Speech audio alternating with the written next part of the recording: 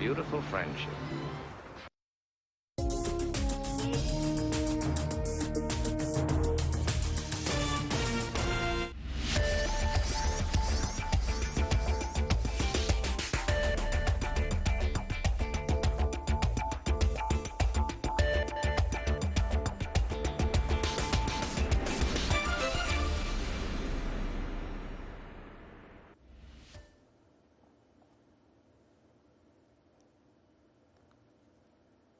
Hello, welcome Straight Talk Africa, live from the Voice of America headquarters here in Washington. I am Shaka Ssali. And today, Ghana is one of West Africa's most stable countries. Since 1992, it has held multi-party elections that have led to peaceful transfers of power.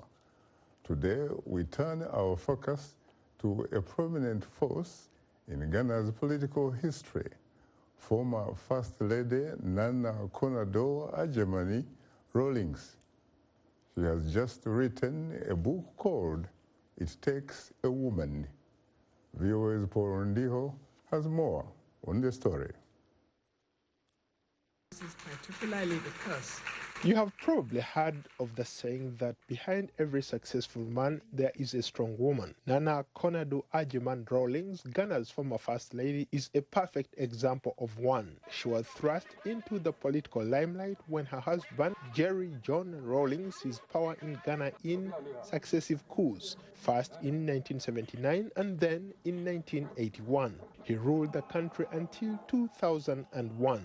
Some scholars say the secret to much of Jerry Rawlings' success is his wife. Mrs. Rawlings was elected first vice chairperson of Ghana's National Democratic Congress, NDC, in 2009. 2 years later, she challenged the later President John Mills in a bid to be the ruling party's presidential candidate, but she lost. In 2016, she became the first woman in Ghana to run for president, in an election that dubbed her the African Hillary Clinton. Rawlings lost after garnering less than 1% of the national vote. Her supporters blamed a narrow electoral college and too few women delegates for her defeat. But analysts say, besides Ghana's founding father and first President Kwame Nkrumah, perhaps no other political leader has made such an impact on Ghana than Jerry Rawlings. Mrs. Rawlings is also known for being a fierce advocate for women's rights. She's the founder of the 31st December Women's Movement, an organization that works to eliminate poverty among women and children. In her memoir, Mrs. Rawlings writes about championing the cause of women and underserved citizens, while her husband worked to transform Ghana into a model of African democracy. Today, working-class people widely cite her husband, Jerry Rawlings, as one of Ghana's best presidents. And while they remain an influential political power couple, the country remains split over the Rawlings legacy. Some point to Jerry Rawlings' political association with violence and see him as a military dictator whose forces Revolutionary Council executed 8 senior military officers, including 3 former heads of state. Others are willing to forgive the violence and human rights abuses as necessary steps to achieve lasting change and those who suffered under his rule. In 1992, Mr. Rawlings resigned from the military, founded the National Democratic Congress, and became the first president of the Fourth Republic. He was re-elected in 1996 for a second term. He currently serves as the African Union envoy to Somalia. Ghana has remained a peaceful and thriving democracy, but lags behind other African countries such as Uganda, South Africa, Rwanda in women's political participation. Since 2001, 4 other leaders, all men, have served as presidents. They include John Agyeman-Rawlings, was president of Ghana from January 7, 2001 to January 7, 2009. John Evans Atta Mills, president of Ghana from 2009 to 2012. He is the first Ghanaian head of state to die in office. John Dramani Mahama first served as the vice president who later took over the presidency after the death of his predecessor.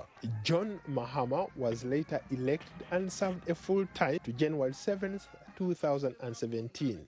President Nana Akufo-Addo has been in office since January 2017. Paul Ndiho, VOA News. Thanks, Paul Ndiho, for that interesting report. Joining us here in studio is the former First Lady herself, Nana Konadu Agyeman-Rawlings. I have to say, Nana, that I'm profoundly honored and exceedingly humbled to have the opportunity to host you on Straight Talk Africa for the first time, mind you. Thank you, Sally. Thank you very much. You're most welcome. So you actually finally came to do the show. Yes. It's great. Thank you. Thanks so much. How was the trip so far? It's been tiring. Very, very tiring. Yes, because we jumped into 3 different states, but it's been rewarding as well. So. And what are you here for? Is it about publicizing your book? I think It it's Takes more a Woman? not so much publicizing it, but I was invited by different universities to come and speak to it with political science students. So it's been worthwhile. And you just came from Howard University? Exactly. How was it like? Oh, it went well, and the students asked a lot of pertinent questions, and I'll say they were quite well informed about the country Ghana, but more importantly, they were interested in knowing about the future of Africa. So both ways, it was gratifying. It was. Talk to us about what inspired the book. Well, the book, I started writing something about my work with women and children. And in the course of writing it, I had a discussion with my mother. And she asked me, do Ghanaians know you? And I was taken aback. I said, of course they know me. She said, no. Do they know you? So I said, Ma, I think you have something you want to tell me. So tell me about it. She said, they don't know you. That is Mrs. Felicia Agyeman, who has passed in the last 3 years, yes, almost. Unfortunately. Yeah, and so she said, sit down and let me talk to you. Like I was back in her house as a little girl. Yes. And she said, they don't know you. All they know is you were married to Jerry Rawlings, or President Rawlings, and that's it. So for you to be able to come out with any book, let people know where you've come from, who you are, what's your parentage, who are your family members. You know, all these things make you into who you are. So write about that, and then you bring in whatever is present, you know. So I thought about it, and I said yes, and I'd been gathering information and documenting some data and details about my family issues, my grandfather's issues, my great-grandfather, both from, you know, from both parents. And so I said, she's right. It's important for me to actually speak to it, and then later on I can talk about my political life. So that's what I did. And how did you finally settle at the title, It Takes a Woman? I know that you and Hillary Rodham Clinton are very good friends. We are. I remember seeing this huge portrait in your house in Accra, Yes. where you and Mrs. Clinton are wearing some of the most gorgeous pieces of kente cloth that I have ever seen. Thank you. Indeed, we've been friends for some time, since they became President and First Lady. And we've worked very closely together before. And, you know, when you leave office, you kind of, you are driven apart, sort of. We shouldn't be so. Yes. But Yes. You did see that picture. Yes, indeed. Yes, you did. Yes, indeed. And we talked a little bit about her and you. And what about, you know, again, the title, It Takes a Woman.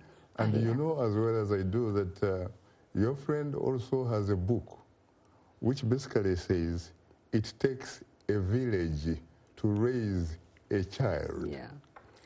Let me start with the It Takes the Woman, and then I'll move into the It Takes a Village. My grand aunt, both she and that's my grandfather's sister, both she and I were named after the Queen Mother, Ohima Konadu. And Ohima Konadu's name, the name Konadu is fight to the end. Yes. That's the translation. So she used to tell me a lot of give me a lot of traditional history. And we, you know, she said, look, women are powerful in the Ashanti Kingdom, and gave me reasons why. But at the same time, she said, our king is powerful. Your grandfather's father, that's your great-grandfather, yes, was a king. You are royalty. In fact, I've never heard you referred to as princess. No, I usually don't. The Nana is enough. Really? Yeah, it means you're part of royalty. You're so modest. Yes. So she said to me that even though the king of the Ashantis is very powerful when he finally ascends onto the throne, for him to be able to cross that, you know, threshold to get onto the throne, it takes a woman. It takes a woman. It takes a woman. Very so interesting. You need a woman to actually propel the king to become a king. So then I use that as my title. It takes a woman. I'm playing on words, actually, because at the same time, I'm talking about the women who have made a difference in our lives. Correct. Historically, and, you know, from a personal point of view and from family point of view as well. Now, talking about it takes a woman, you know, to make all those sorts of important things, it seems to me in reading your book that there are two very important women in your life. One of them, your late mother, who was apparently opposed to your marriage to a flight lieutenant, Jerry John Rawlings. Yes.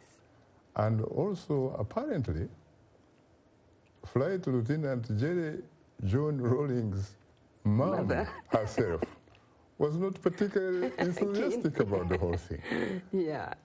Except that your father was very much for it.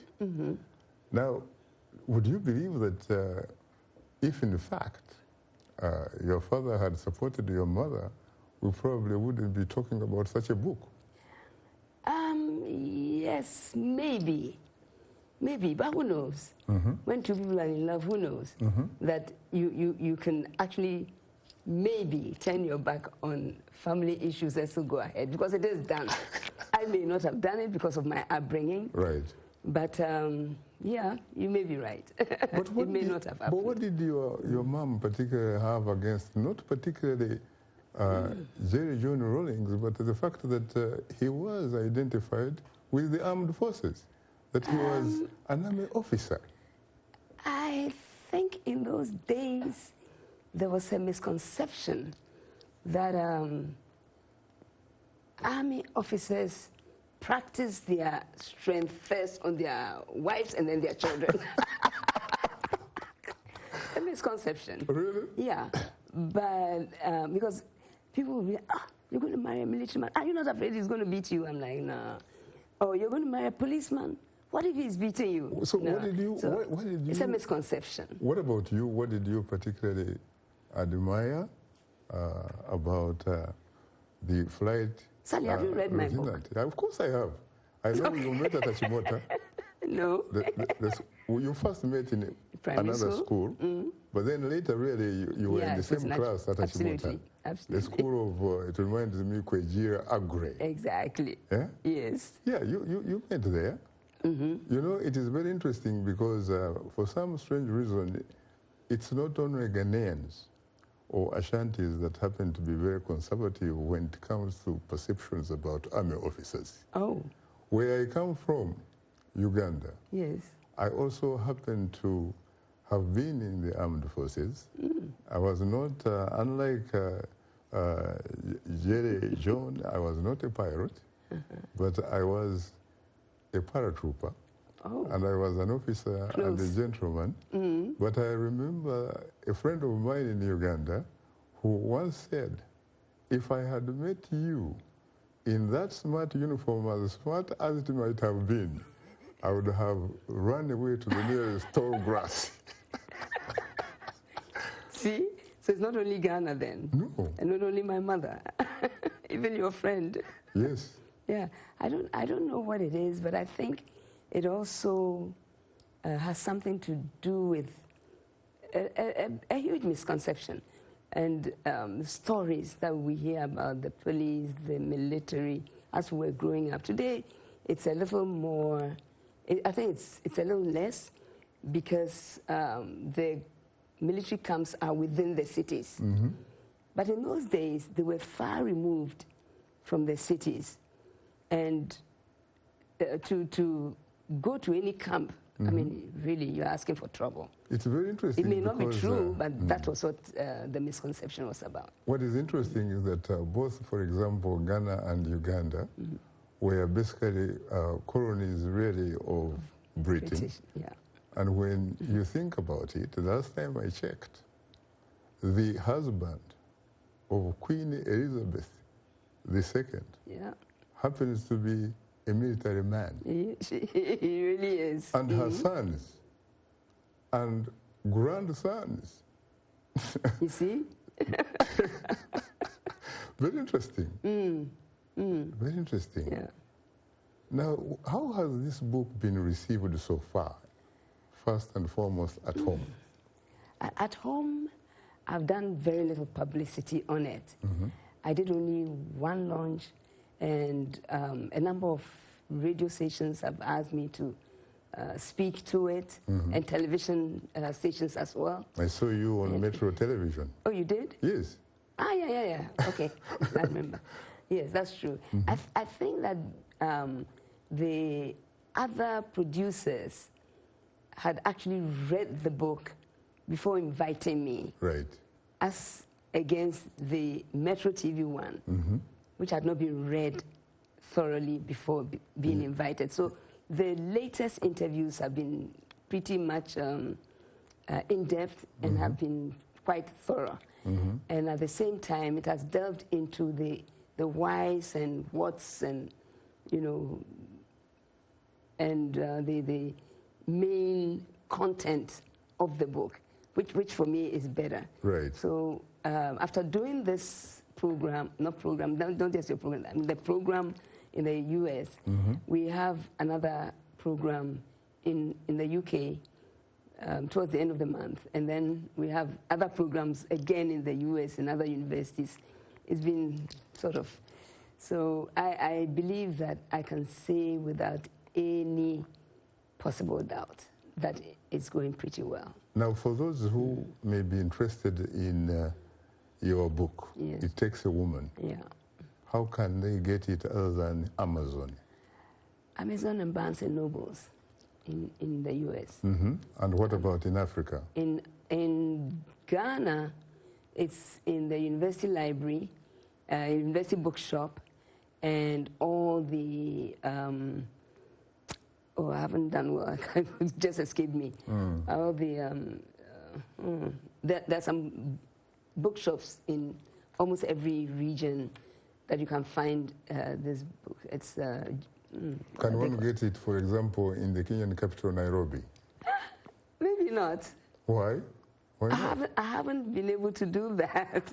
What about South Africa, South Africa, Johannesburg? I have spoken to some publishers and bookshop owners, and they did say they would get back to me. So I really have to go push the agenda. And so I was thinking that maybe in November we can sort of finalize something for them to have the books. And for my selfish reasons, what about Uganda? Well, Can someone get it in a Kampala bookshop? Okay, if you help me, I'll get some. If I have at least one contact, I'll start my discussion with the bookshop owner and see how we can get some of the books there. Yeah. Very interesting. But I want to talk about It Takes a Village. Yes, of course. You know, in... to raise a child. Yes. In 1994, I came to the U.S. to come and study in Johns Hopkins University. Yes, Johns Hopkins, yes. Yes, and my friend Hillary invited me for tea in the White House. So I went to the White House, and she wanted to know about the movement and my organization and the work I was doing with children and the daycare centers and so on. So I briefed her about it, and she asked me what laws we are using for the daycare centers. And I said, well, no law has been made for me, but because of our system, our traditional system, it is easy for us to have children and look after them as if they are our own. And then I told her the story about how in our setup, when we were children, your parents would go out, your mother is going to the market, maybe your father is going to the office, and you children are in the house, and they tell the neighbor, keep an eye on those kids. You know what I mean? Yes. And so if you misbehave, first the neighbor disciplines you and beats you. Your mother comes, she tells her, and she beats you. Father comes and you get a third beating. Yes. So I was telling Hillary that actually in our setup, it doesn't take a family or a mother to raise a child. It takes a whole village. It takes a whole village. So I was very happy when she wrote a book and named it It Takes a Village. It's very interesting because I grew up in the same sort of circumstances, really, when you think about it. Yeah. The village had interest pretty much about every family that was part of the village. Absolutely. Very interesting. Isn't it? Yeah, very interesting. Now, you also, of course, come from a very political sort of pedigree, really. Your father was a very good politician, an astute politician, friend of some of the most important politicians in Ghana, including your first founding or independence Prime Minister, later President, the Osajefo, yes. Dr. Kwame Nkrumah. That's correct. And Kofi Busia. Absolutely. Who happened to be the leader of opposition and later, of course, becoming Prime Minister of the Republic of Ghana. Very interesting. It is. You also have, you have had a shot at the presidency, 2016. Yes, that's also true. What happened? What happened? Fortunately or unfortunately, we had an electoral commissioner who decided that 6 parties or 7 parties were going to be struck off the list for whatever reasons. And you happened to be one of them. I happened to be one. And so we all took it to court independently of each other. And her reasons were so bizarre and didn't hold water. So we fought it in court, and all the way to the Supreme Court actually ordered her to put us back on the list. Yes. Because what she was doing was undemocratic and unconstitutional. Correct. And so she was forced to put us back. That's what happened. But she made sure she wasted all the time. So we got back on the list almost 3 weeks to the election time or so. That's what happened. It's very unfortunate. It is. Now, it's interesting that Ghana has been fast in many things. For example, on March 6, 1957, it was the first black African country to regain her political independence from Britain, a European power. You remember that the Black Stars were basically the pride of the African continent when it came to football. Yes.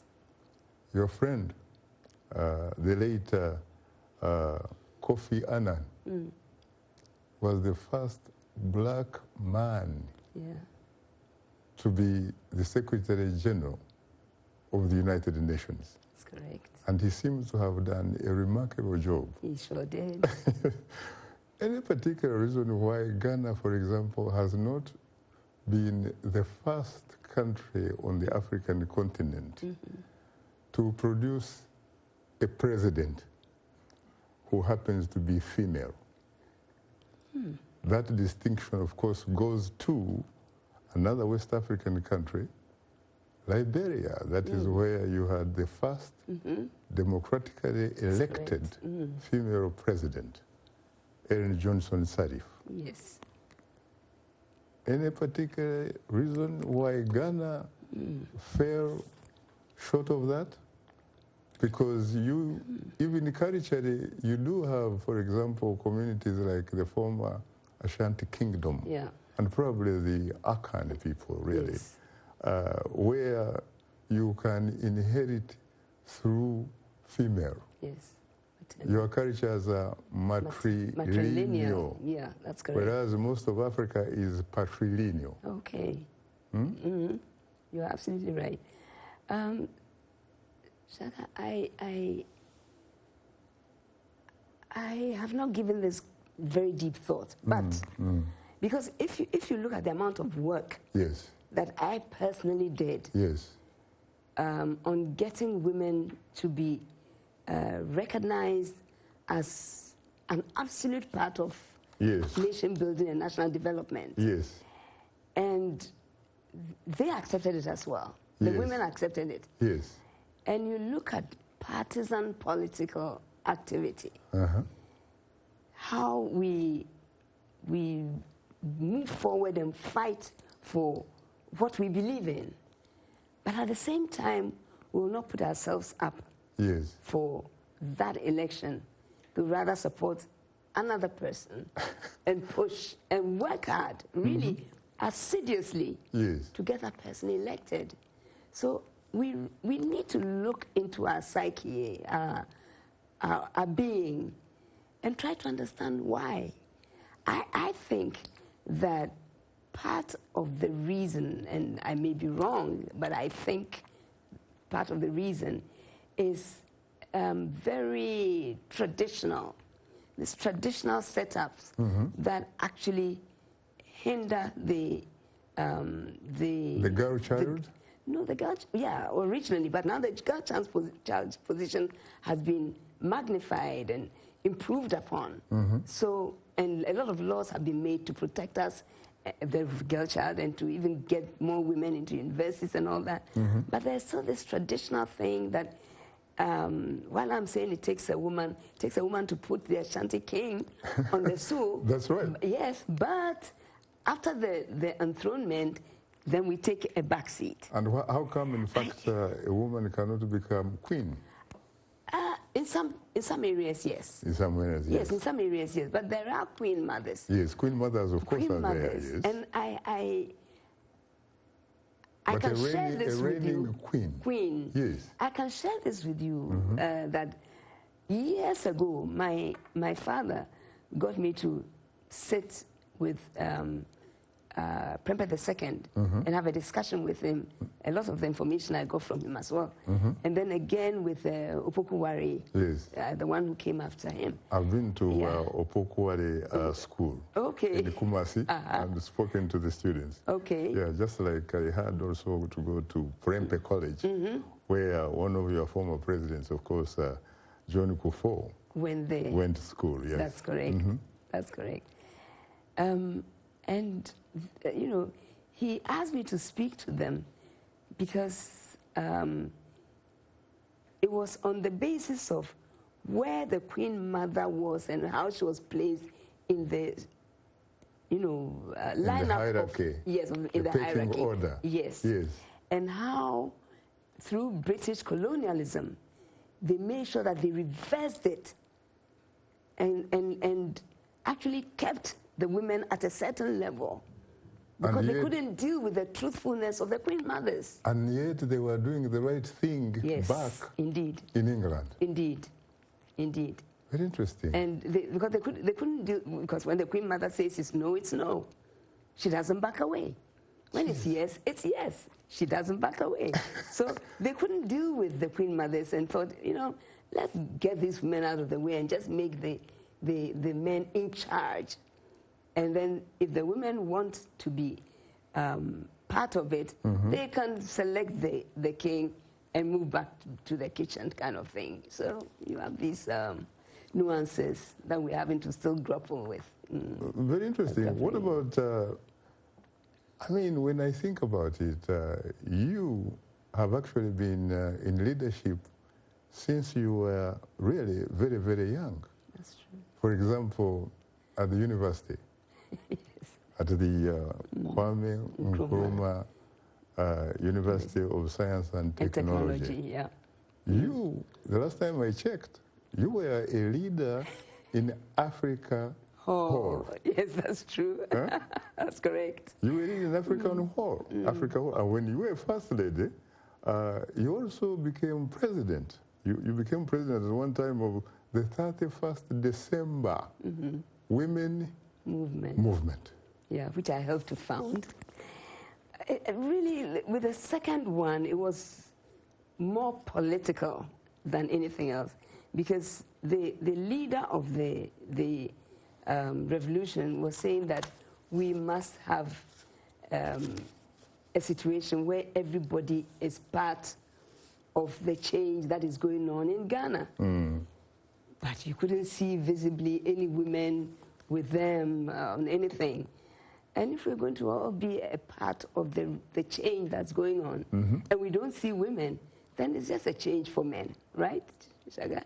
So I thought, okay, let me pick this and run with it, go through the regions to the towns and villages, and tell the women, at least now we've got a leader who says we should all be part of this new participatory democracy. So let's get up and be part of it, you know. Join me and let's push this so that we can actually make an absolute part of the change that's going on. So yes, indeed, I did that. And it was also an important time for me personally, because I felt that that would be the one time that women's voices were clearly heard. And we should not let it pass us by, and not be able to become this voice that will push women's agendas. Unfortunately, Nana, there happens to be no democracy in Studio 47. When the producer says go, you have to go, just like a good soldier on a parade square. You are tuned into Straight Talk Africa. We'll have more of our discussion in a moment, so please don't go away, because we'll be right back with you.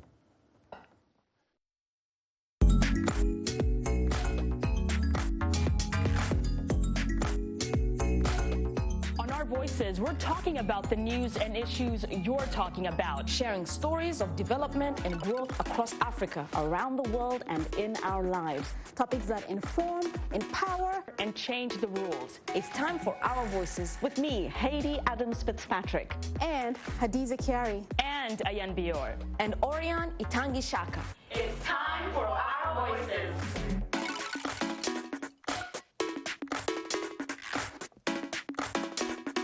Today's youth are not just the next generation of African leaders, they are today's leaders. And this is the time to invest in them, today, not tomorrow. So let's connect, let's engage with each other on issues that will transform our societies. Innovation, leadership, entrepreneurship, things that you're doing to move the continent forward, to make you the greatest generation that Africa has known. It's Up Front every Wednesday, 17:30 UTC, right here on the Voice of America.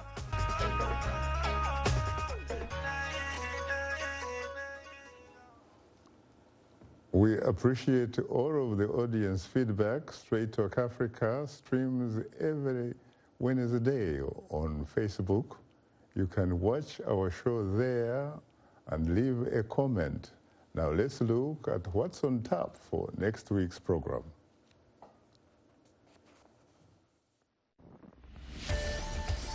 On the next Straight Talk Africa, the Africa Export-Import Bank strives to increase the continent's share in global trade and promote growth.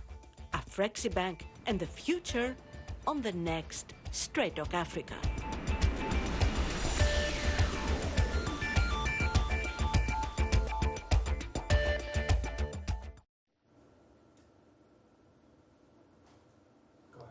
Today we are talking about the life and the times of the former First Lady of Ghana, Nana Konadu Agyeman-Rawlings.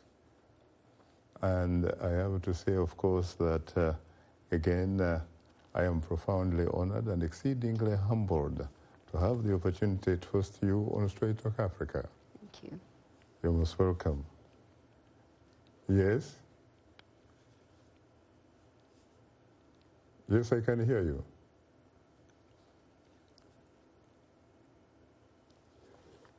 Yes, so like I said, there's no democracy in Studio 47. You just have to follow the instructions Absolutely. of the producer. I hope you'll find some space in your beautiful Ghanaian heart to forgive me for that. No problem. Thank you very much. Now, let me ask you this question. You would like to be the individual that gets the opportunity, possibly the first female Ghanaian president. If you had to get the opportunity to be the first female Ghanaian president, first of all, why do you sincerely think you are the right female for that honor? What makes you tick, really? Okay. Shaka, what makes me tick has nothing to do with wanting to be the first president of the Republic of Ghana.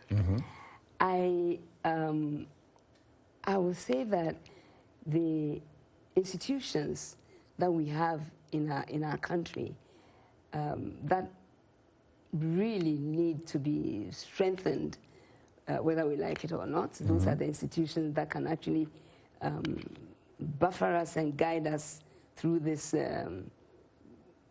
partisan political groupings. And at the same time, I believe that we should look at our traditional setups. What is it that actually makes us who we are as a people? If we go to the Nzima land, what is it that makes them respect and listen to their leaders, their chiefs, You're talking their queen about mothers? you're talking about Nkrofo. No, it's Nzima. The place where Nkrofo. the Nkrofo first is just a president was little born. town, yes. So Nzima is a big area. Yes. Nkrofo is a tiny village, Correct. town. Correct. So, and if you go to Brunhafo, for example, what is it that makes us listen to the kings and queens, the chiefs, when they speak? What is it that touches our soul? We go to Ashanti, what is it? We go to Volta, the same. Northern region. So there's something within our traditional setting that makes us do what is right and what is proper. Very interesting. Yes. And if we could harness that, you asked me if one thing that I would do, so I'm giving it to you. Yes. If we could harness this and bring it in tangent with the modern political setups, I think it will help us in actualizing our political fora and our political nations, our nations politically, let me put it that way, than to just abandon it and go along with the multi-party system, which is very alien to us. I see. Most importantly, Shaka, if I have a little area that I run as a chief in Ghana, I can actually ask the people to do X and not to do Y, and they will obey it because the king says so. Because the chief says so. Because you have because integrity. It is right. There's integrity in our tradition. Character. Exactly. Which we are not finding in this multi-party system. So I would say we should try and marry the two and see how we can actually bring the traditional ruling, not necessarily making chiefs the presidents or anything, but the setup, the rules and regulations, the do's and don'ts that are within the setup into governance, modern governance. Very interesting. Yes, I think this is what will help us. I'll come later and ask you to talk about the vision thing. Okay. But for now, let's go to the lifeline of the show, which are the telephone calls and Skypes and what have you, and see what is there. We have a Skype, apparently, a caller now from Germany. Mona, how are you? Fine, how are you, Shaka? Thanks for hosting. Shaka? Yes, please. Thanks for hosting Madame Nana. She's such an inspiration. Oh, you're most welcome. You're most welcome. And you were asking me, you were trying to ask me how I am, and I will tell you I remain simple, easy, and awesome. That is very beautiful. Thanks good. for hosting her. Yep. I would like to ask Madame Nana. Sure. Really, we have seen the women being emancipated. At the same time, she was the first lady. She can give a clue to other first ladies. What are the major roles? What are some of the roles that the first ladies can play in public without antagonizing the office of the presidencies? Because we have seen very many first ladies do not come out to help their husbands, even where women are supposed to be helped, or children, they're just keeping quiet. What do you think are some of the roles that first ladies and their families, that is if they have girls or boys, that can play in public without antagonizing the office of the presidency? Thank you so much. From German Dolsten. You're most welcome, and in fact, you must be, or at least should be, an expert on that, Nana, because the last time I checked, you almost held that position for about 2 decades? About? Yeah, that's about really being permanent and pensionable first lady. Go for it. Well, I think it is difficult to force any lady, first lady, to take up a duty. I was in a particular place at a particular time, and I decided I'm not going to waste this moment. You're welcome. I'm going to try and utilize it to the benefit of Ghanaian women and children, and to the benefit of Ghana. So I set out to do the things that I felt will make women and children become better, economically, socially, politically, and culturally. And in doing this, of course, you have those who will be against you, but the majority were with me in all the regions, because they saw that their women were so busy working, and it was bringing income into their family homes.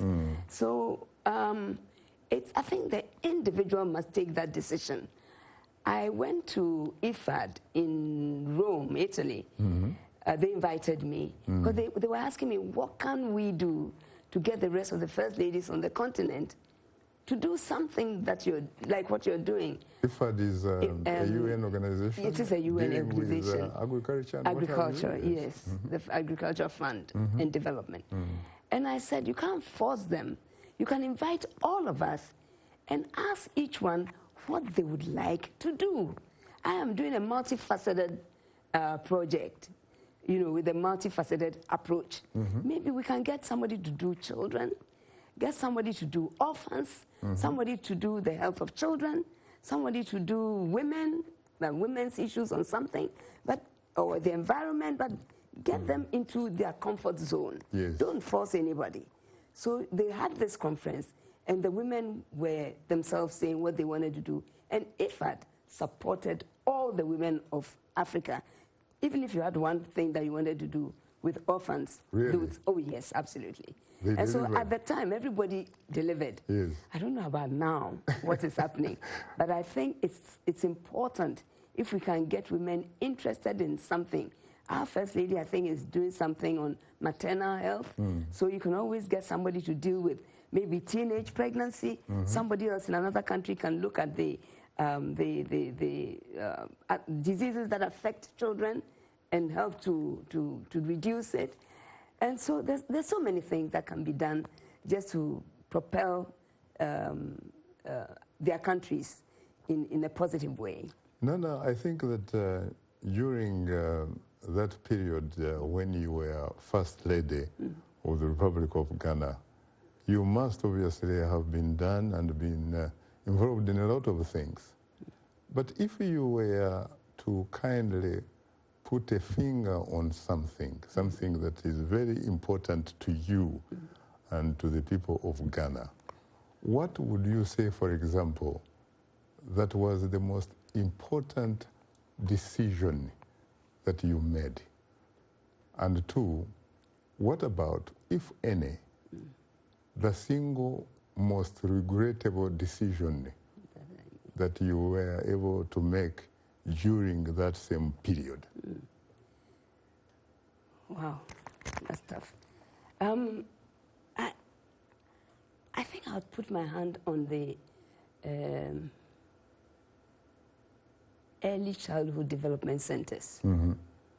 Because I felt that if we're able to get these early childhood development centers working in every village, yes, every child has a head start into education. Correct. Every child, because what I was doing was I give the child an opportunity to be in that school. I change your diet by making the food nutritious with normal things that we grow, that we can actually improve on the diet for the children. And the families reacted appropriately. Yes. Yes. And I'll make sure that they get the I think at the time it was 6 killer disease inoculation and vaccination.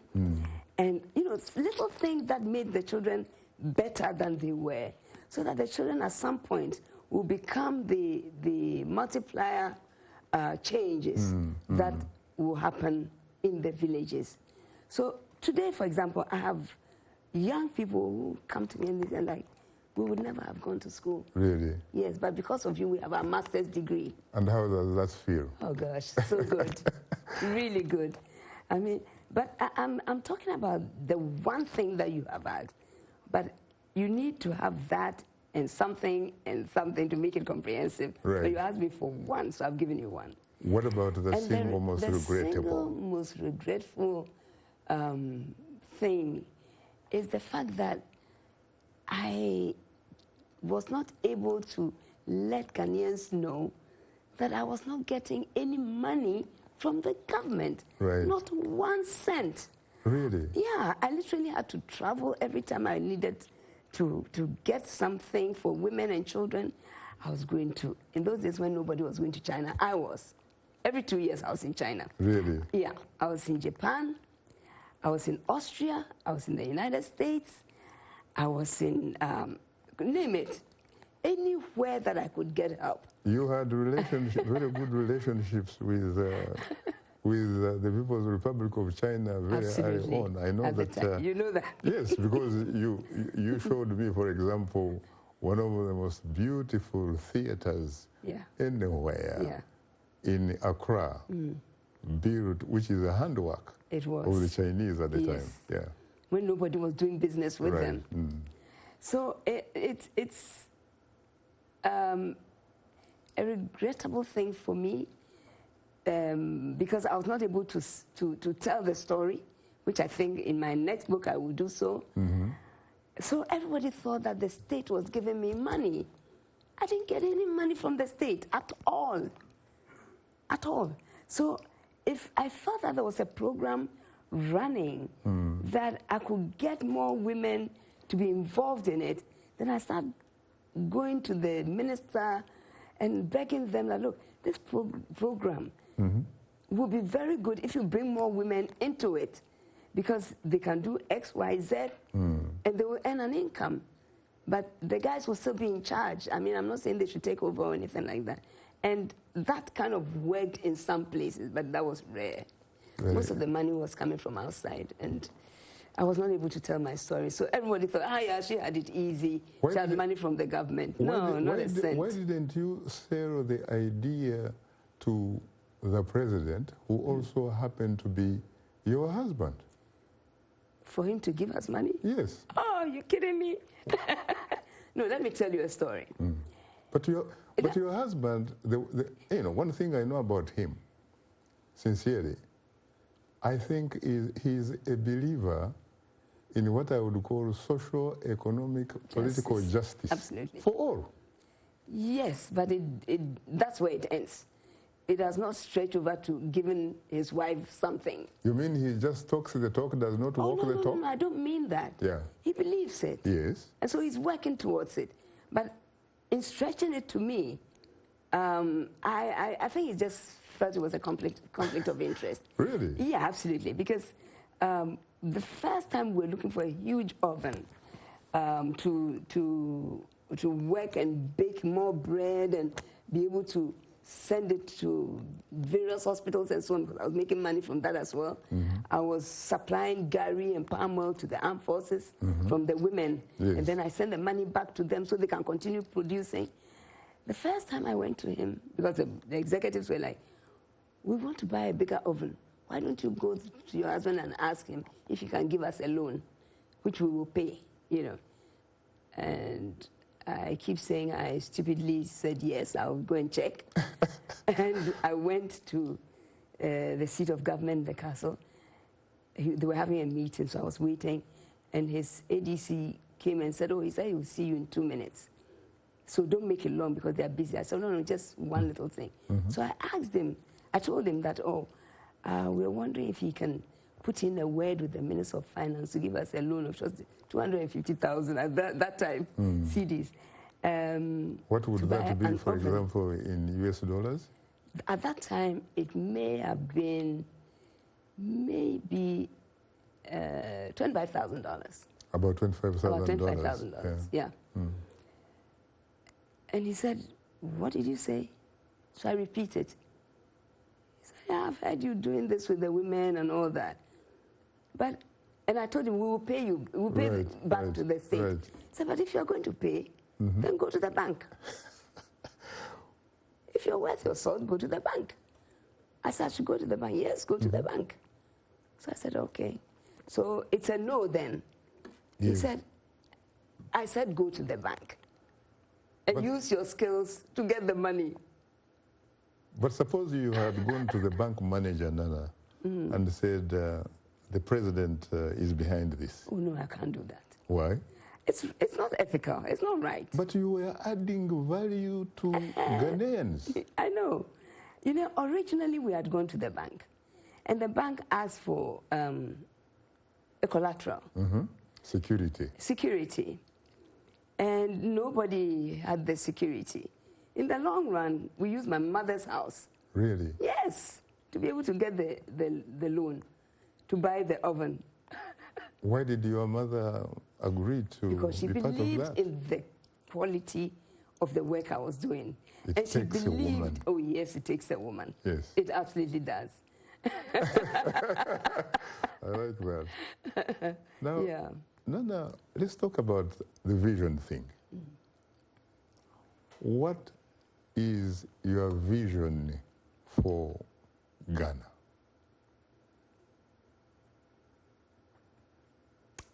I'm not the president.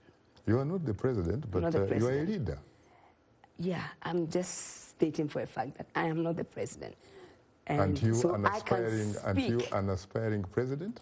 Not now, no. I was. Yes. I was. Not now. I can speak in my capacity as a citizen of Ghana. And when you are in the seat, you know the left, right, front, and back. Right. So you know what the issues are. I don't. Yes. So I'm going to speak as a lay person. Okay. Is that okay? Yes, sure. All right. If I had Ghana in my hand,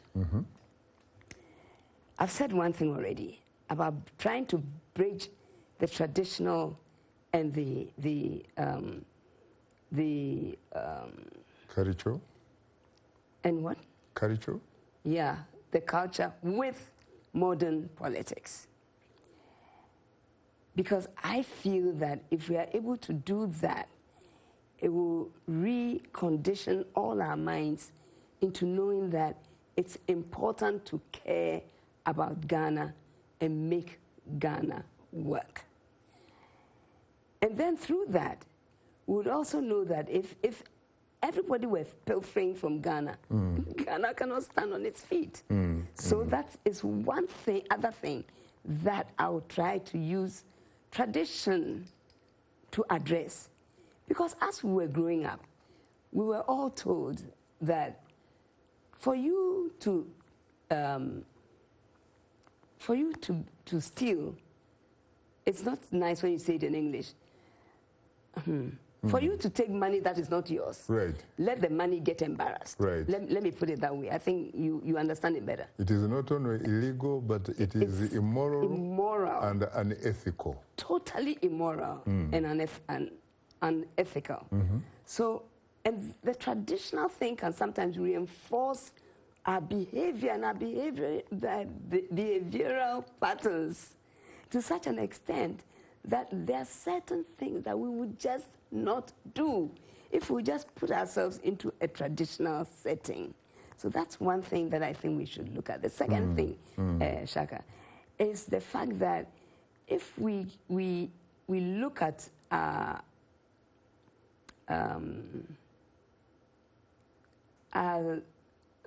countries and we try to let the young people in the countries become very nationalistic, where as American kids they will sing their national anthem, they will say their national pledge, we do the same and feel an affinity to our country, so that there are certain things we will just not do because of upbringing and loving our country. Now the third thing that I think I would personally do is to make sure that law enforcement agencies, be it the police, be it the immigration, be it the military, whatever, understand these norms. And we as individuals should keep politics away from them.